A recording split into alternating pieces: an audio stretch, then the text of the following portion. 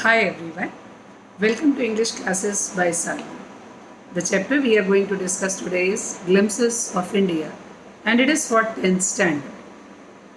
Basically, the chapter Glimpses of India comprises three sections: A Baker from Goa by Rodrigues, Kurg by Lokesh Abrol, and Tea from Assam by Arup Datta.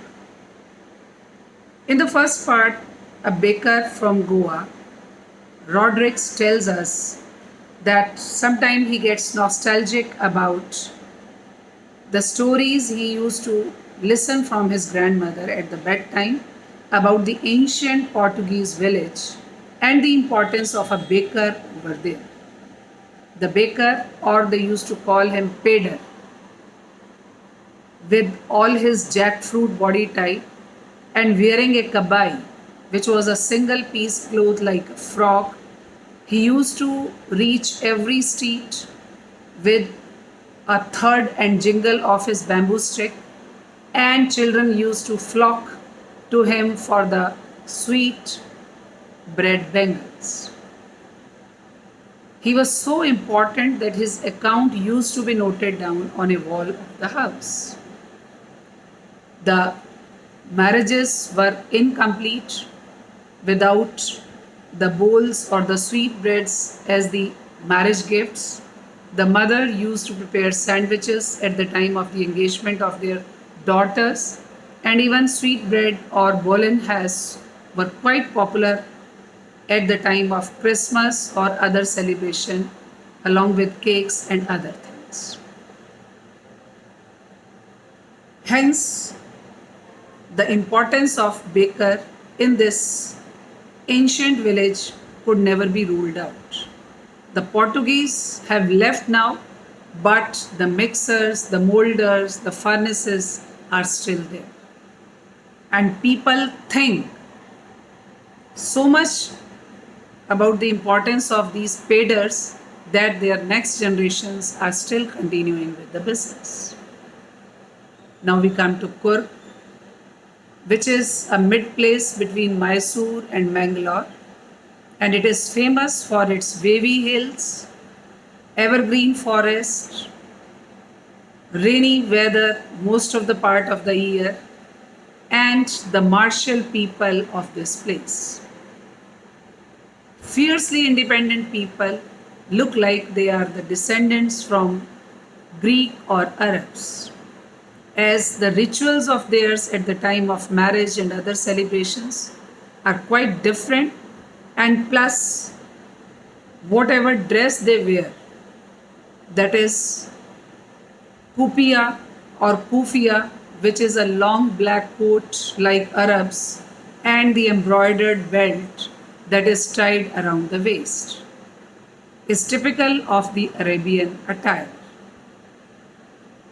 The author also takes care of the flora and fauna of the place, which is rich in its wild treasure. At the same time, its coffee plantation and the plantation of spices, and also the adventurous games organized over here like rock climbing, river rafting, canoeing, or mountaineering, etc., are quite popular among the tourists. Between September and March, the tourists flock over here to have a glimpse of Himgiri Hills or Nisarg Dham, which offer a panoramic view of the place. In Tea from Assam, Datta tells us about two boys, Pranjal and Rajveer, who are studying in school in Delhi. Since Pranjal's father is working with a tea estate in Assam, so he invites Rajveer to accompany him to Assam during the summer vacation. It's a sort of travelogue, and when they are traveling towards Assam, Pranjal tells Rajveer that about 80 crores of teacups are consumed on daily basis in the world. He also tells that Assam has the biggest concentration of tea plantation all over the world. He also tells him about some anecdotes like how tea plants came into being. There is a story of a Chinese traveler who was boiling water, and once some of the twigs of the wood under the pot, they, with the flow of air, they just fell into the water, and the traveler liked the flavor. There is also a story of Buddhist monk who, in order to remain awake to do meditation and other things, he chopped his eyelashes, and wherever he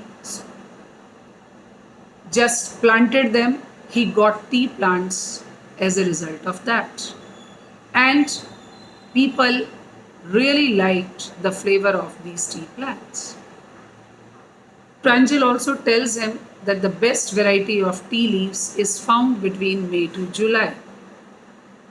Now they reach Mariani Junction, where Pranjal's family come to pick them up, and ultimately they reach the estate in Dhekiabari, where Pranjal's father is posted.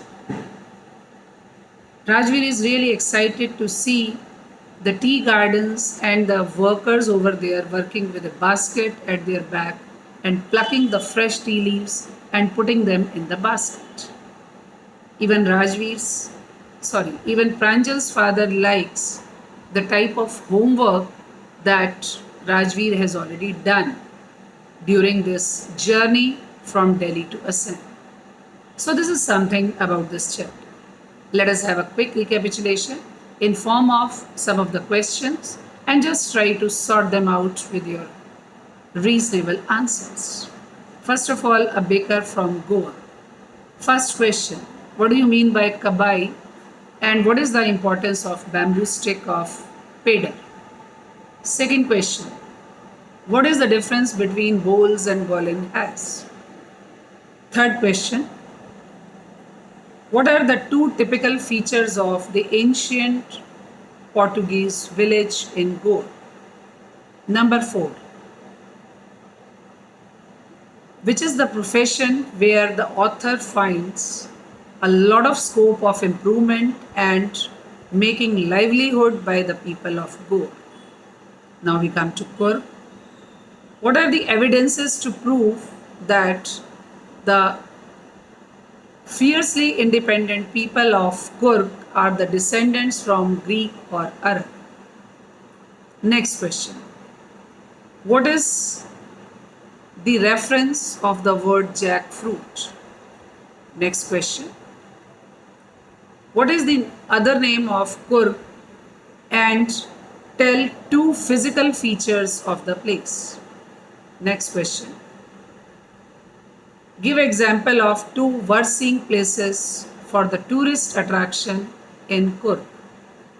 Now we come to tea from Assam. First question, how the knowledge about tea estates and tea gardens of Rajveer is enhanced by Pranjal. Next question, what do you know about Dhekiabari in Assam? Next question, what are three things told about tea, its plantation, its popularity, that is given by Pranjal to Rajveer in the chapter? So this is something about this chapter. Thank you so much.